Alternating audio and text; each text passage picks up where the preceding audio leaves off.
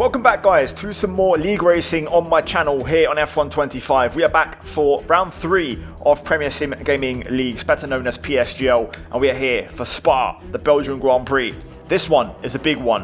Why? Because this was one of the 3 tracks where we had to submit our times for evaluation to qualify at the start of sign-ups, which means everyone is going to be very, very quick. Now on screen guys, you're going to see the previous round, Jeddah, a race where I arrived last minute, started from the back and went full send. And actually, it didn't go too bad, so go watch it. Spoilers ahead. Anyway, we arrive at this race. In the championship right now, we are P5, I believe. It's okay, P6, P7, first 2 rounds, but I'm looking to really step up, level it up, and do better. So today, we start out with Spa. I've practiced, I feel good, I feel sharp, pace looks okay, but we'll see what everybody else does. Anyway, starting out, qualifying. Looks like it's going to get wetter actually, so we better hit the track ASAP. So we're looking at another 5, maybe 10 minutes of this rain. The rain's getting lighter now, but it's going to take a while for the track to dry out. Inters seem to be the fastest tyre for now. Okay, that's interesting. Even though on the monitor it seemed like the rain was getting heavier, it's actually going to potentially stop and we might get dry running at the end. So that could make things a bit spicy. So we know the conditions as we delve into qualifying, so it's likely this may not be the final qualifying conditions, so it's not going to be totally relevant. Now, we started getting our feet wet, literally. Oh wow, I've run to the sand vault through that. Whoops. Absolutely horrific first interlap. Right, well, first lap in the conditions is a 156.5. Go slightly quicker, but it's nothing to rave about. And there we go. We get smashed by a second already. Look at the track evolution, man. The track improvement is insane. Still damp though. Still inters for the time being. And you've seen in real time how the conditions have just rapidly changed. We're now at the end of our final attempt on these inters before we switch to dries. As the track is drying out, a little bit deep. That's okay. We've caught up to the car ahead. There we go. That's going to be my inter run finished. Right, well in the end I got crushed by better track conditions and others on different tyre, different part of the track, different time. One shot quali. One and done. Single lap session. 3-5 left is a little bit tight because everyone's going to slow up at the bus stop, but we should be okay. I should have about 20 seconds. This could get ugly. Okay, so much for gentleman's agreement. That wasn't very nice from the Williams, and he's actually going to stay there, so we're going to have to concede and give away some more time. There's time to spare. No need to panic, guys. But hopefully, if everybody behaves, we should all get over the line. So we've got a slight gap. I'd say we're not going to get much dirty air. It should be a fairly clean lap, unless the car ahead has a bad one. So, turn 1. Not the best, having to correct the entry a little bit. It was a little bit wild. The delta of course is going to be very quick, so it's hard to tell if we're on a good lap or not. Now my personal best, I believe it's a 140.9, I want to say, in practice. It's a very strong track for everybody, as it was a track where we had to submit our time trial times to get, put in these splits, and this wasn't one of my best tracks pace wise, so I don't know what to expect. Currently though, it's going okay. I feel like we've hooked up the late comp section quite nicely. Downhill towards turn 8, a little bit wide there as we just nick the right front. Open it up as we head down towards turn 9. A little bit too much inside curb and then a bit of gravel on the exit. A little bit early on the turn in there, so I wasn't quite able to commit to that corner fully. Through Pouon, I think took it flat just about. A little bit of an inside curb hit as we head towards this next chicane. Down to 5th gear, possibly 4th, which we do because we ran a bit deep and got the line a bit wrong. So the lap has gotten away a little bit. No name, this chicane. It's been a bit scruffy. 1 minute 40.5, very quick time out front as we make our way into sector 3 now. There's some strong times going in right now. I'm nowhere near those. So let's see exactly where we're going to be. Only the bus stop remains. You've got to be brave, attack the first curb, and then really avoid the second one. Don't be too greedy. Second gear potentially could work. You want more inside curb than that. Good change of direction, and now floor it to the line. Wow, battery left over. No, not good. Not good. Wow, the pace was stronger than I thought. So we only got P12 and there was battery left over. We didn't really use all of it. So definitely not optimal. In terms of the pace, I think a slightly improved battery use and we could have easily got P8. And then beyond that point, it would have been a PB for what my pace was, 140.9, which actually didn't seem too far away. Now looking at it, I think P5 wasn't completely out of the realm of possibility, considering the pace. So not ideal. P12. We've got work to do in the race, and yeah, the race will be dry in principle, so no rain forecast. So let's see what happens. Either way, qualifying done, to True be on pole, and we have to climb to get into the points. Let's get to it. Right, here we go then. Lights on at Spa. Let's see how we get on. Away we go, off the line. Big battle down towards turn 1 here. Let's see, we're going to pick a line. We're going to go down the middle into the first corner. We get 2 cars, lunge it down the inside. Wow, 2 cars down my inside. That's unbelievable, Jeff. Nothing I could have done there.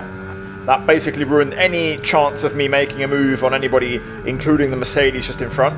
Oh, up ahead. How about we try and make rally on, fellas? A couple of cars taking a shortcut as we are going to go heavy on the battery here, trying to invest a lot into making a move around the outside of Menno de Bever as we try to make it, but also trying to be mindful of lap 1 conditions here. Oh, damn it. I slowed down so much though and it wasn't enough. Oh my god, we're 3 wide. Who the hell? Justin Ertz down the inside in the V-Cub gets the double overtake. Justin, my god. Okay, fair enough.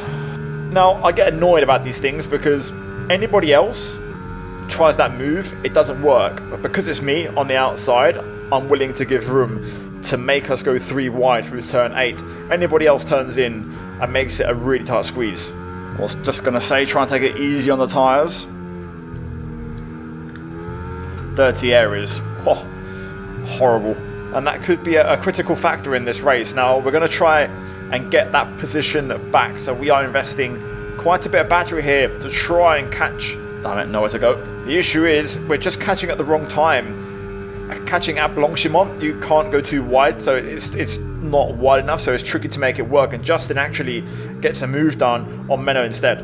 Hitting the rear, lovely stuff. Lovely stuff. We can now use DRS. DRS now available. I mean, Justin's not messing around, that's for sure. Bit overly aggressive. And just like that, he's moved into P10. It's really frustrating because I let him have that when I chose to give room at turn 8. And also, I believe he was the one that also went down the inside of turn 1 as well, in the 3 wide at the first corner, or 4 wide at the first corner as well. He was on the narrowest part of the track. So twice I've had to, you know, try and leave space for those moves. And now, of course, he's been aggressive, which is fair play, and he's making the move stick, but we could have been right there. Instead, it hasn't quite worked out. And we're now still stuck behind the Merc, trying to get a move here on him, trying to go down the inside of turn 8. Little gap on the inside here. Oh, that was nice. That curb wasn't nice. Followed the Mercedes there completely to cut that corner. That wasn't great. So we tried, we failed. Inside curb, upsetting the car balance. And yeah, we're going to have to settle in P13. Now, I'm going to try one more here. We've got battery. I'm going to try a long distance lunge and kind of wind it up from a long way back. But again, we just catch at the wrong time through this left-hander, Blanchimont. We have to just lose momentum. We're going to still manage to get alongside into the bus stop chicane. Round the outside we go. Little bit deep, so we're very tight into the second apex. Still side by side as we now head over the line. We're going to be literally side by side heading into turn 1. Let's see who gets the better move here. We go round the outside, but we can't find the grip. Damn it. He should be low on battery. Should be. I say it should be because, you know, we made him burn a lot on the back straight and also on the pit straight to try and defend his position. So we're now going to test him, but I'm actually running out of battery before him. So we've invested everything to just overtake a single car, and it has backfired. Don't even feel like my pace is that great anyway. You can tell this is one of the time trial sweat tracks. I was starting to struggle. It was lap 6, and it was mainly just, yeah, it's very difficult to make any overtake. The entire field is just in a train, but no one can get, you know, within half a second basically. It just really makes it hard to drive and go close here. Just frustrating really on that first lap. I could have done something, but twice I got 3 wide dive bombed, so I just had to stay wide. But I mean, I just couldn't do nothing out wide. No grip out there. You can see even Justin, who started off quite aggressively, he's also stuck in P10. Literally no one's making any moves, and the laps are ticking over. So we're now approaching the pit phase where things can start to open up and, you know, change on strategy here. We're going to be relying on a few track limit penalties in this one to try and get us out of trouble. Wow, left rear is on 58 already. Now, if my left rear on mediums is on 58% after 7 laps, that means a one stop is going to be, or should be, marginal. And there we go, cars are in already.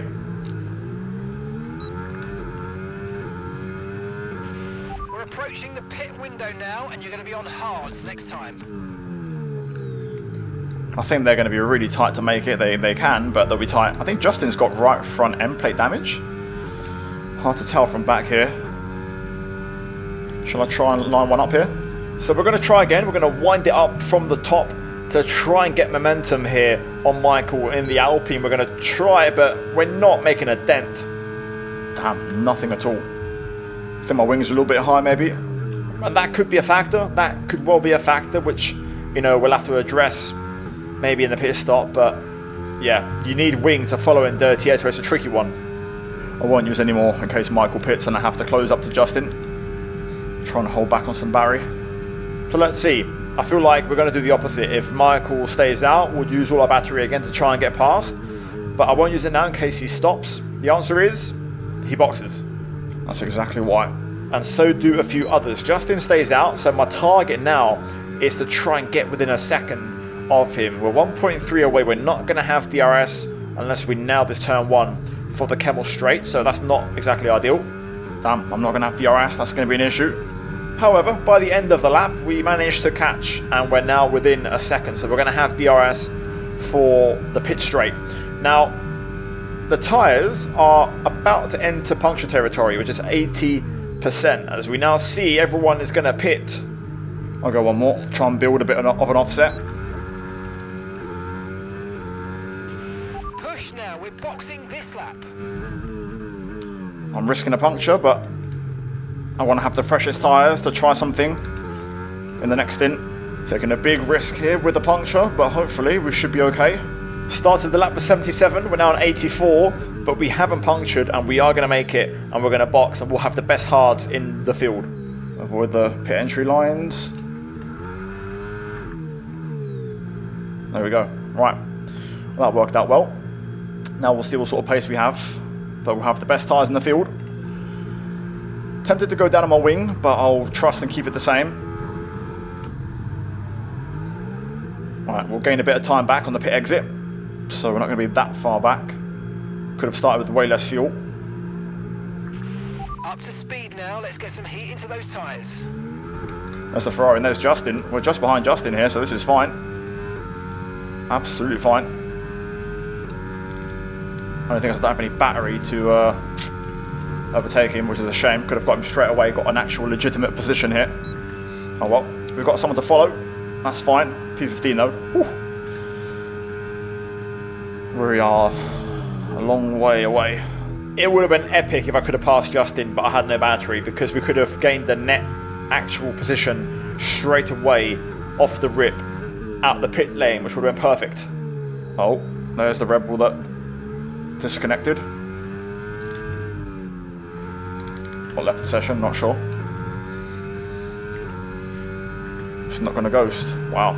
So this is awkward because we're now going to encounter the Red Bull that's disconnected through Pouon. Luckily, we managed to just navigate without any issues. Okay, that was okay. Now, on to the lap 13 start. Justin has got past Akim in the Ferrari, and we're now next up on the list, and we're going to try and get a move done. I actually kept my wing the same. I made no changes, and you can see up ahead on the mini-map, also visually, there is the back end of the train. So us three have to try and keep it clean and work together to catch the lead group. We've still got plenty of laps to go here, so plenty of time. Again, we've got the tyre advantage, which will help. We're trying here. We're getting a huge run on Justin with double DRS. I'm just lacking a bit in the straight. I'm going to get stuck here. Oh, the tribute's out. Okay, we've got a full course caution. The safety car's out. Keep an eye on the delta. We need to keep it positive to avoid a penalty. Slow down, maintain positive delta. Okay, we can take you this lap. This ain't last game where you can, you know, take a set of 2, 3, 4% worn hards. We've already got enough wear, so we're likely going to box again. Now, I want to note, this was a difficult decision, but I ended up pitting. Is it right?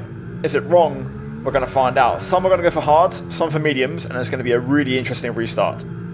Yeah, everyone's in. This is going to be chaotic. We should jump the stackers, although we are actually not stacking. Okay, wow.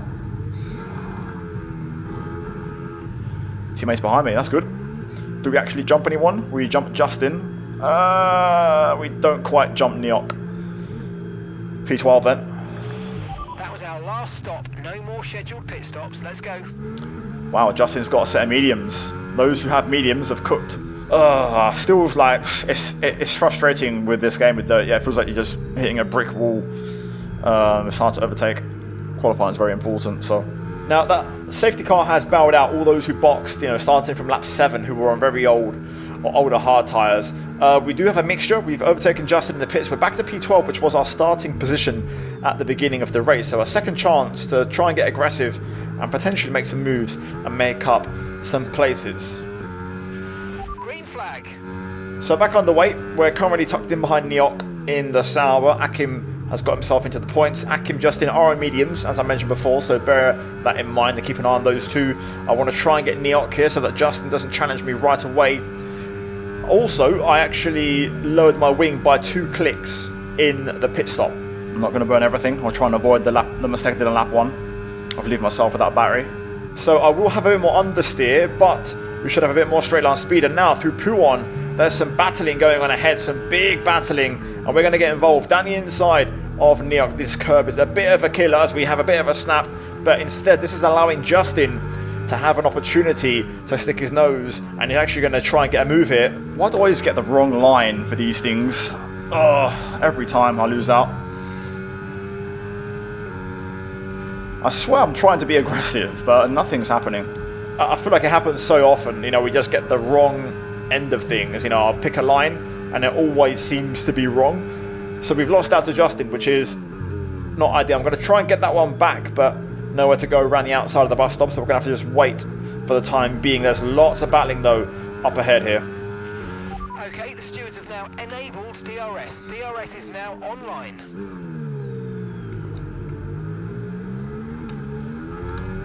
Someone got damaged there. Now we tried to get Justin down the inside of turn 1. Also, there was a few end plates on the outside of the first corner, but we're going to wind it up here to try and get Neok in the Sauber. We have to cut the battery though, because again we've caught at the awkward time of the apex of Blanchimont, where you just can't make anything happen. Now though, into the bus stop, around the outside of Justin as Will Gibson heads into the pit lane.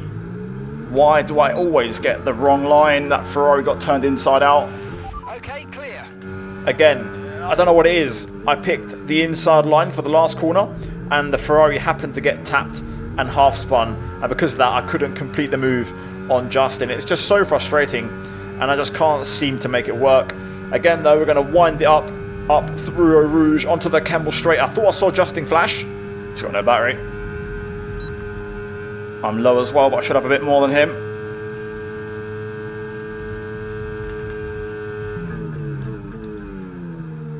Oh, I broke as late as I could there.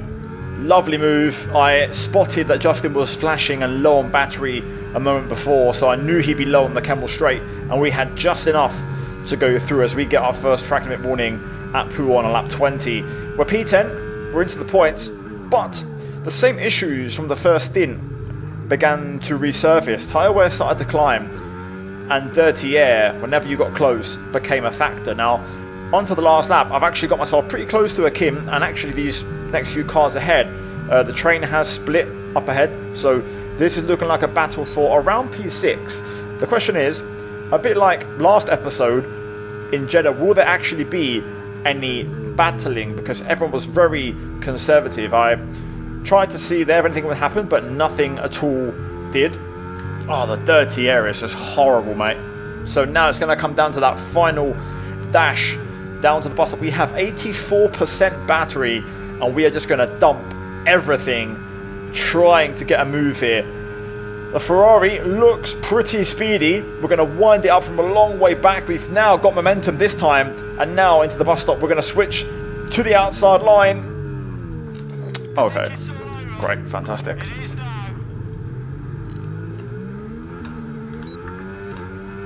Fantastic. Shit race. I can't get a good race. It's all down to qualifying. Simple as that. Simple as that. Racecraft means fuck all in this game. My biggest strength is in the toilet. I should have stayed out. Simple as that. I should have stayed out, gambled it. I'm certain, even if I'd got demolished, I would have finished higher than where I did. Say P5, would have been fine. So, lesson learned. Well, actually a few lessons learned in this one. Number one, this is a qualifying game, which doesn't suit me one bit. I'm a racecraft guy, I'm a Sunday, I'm a racing guy, and we have none of that in this game because of dirty air. So qualifying is critical. 2, dirty air kills it. So overtaking is impossible. Undercut is king. Overcut doesn't work anymore. Simple as that. You can get in front and stay in front, but you can't get back in front from behind. So yeah, really important lessons learned. And it's everything that I hate doing. I hate doing undercuts, and I hate, well, I don't hate, I can't qualify for shit. So this could be a long year of league racing for me. I'm going to have to completely rethink my strategy and rethink my training, and a different approach is needed. In the meantime, let's talk about the race. In terms of the result, P10, I don't think that will change. It was a relatively clean race.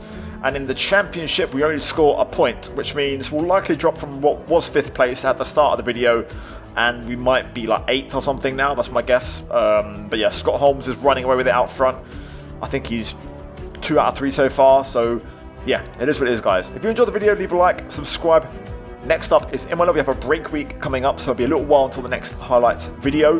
But in the meantime, enjoy the other content on the channel, guys. There'll be plenty of it. If you enjoyed, smash the like button, subscribe for more daily F1 content. Check out the 2 videos on screen as well. Also, a big shout out to my channel members. Guys, just watching, and I'll see you next time in Imola.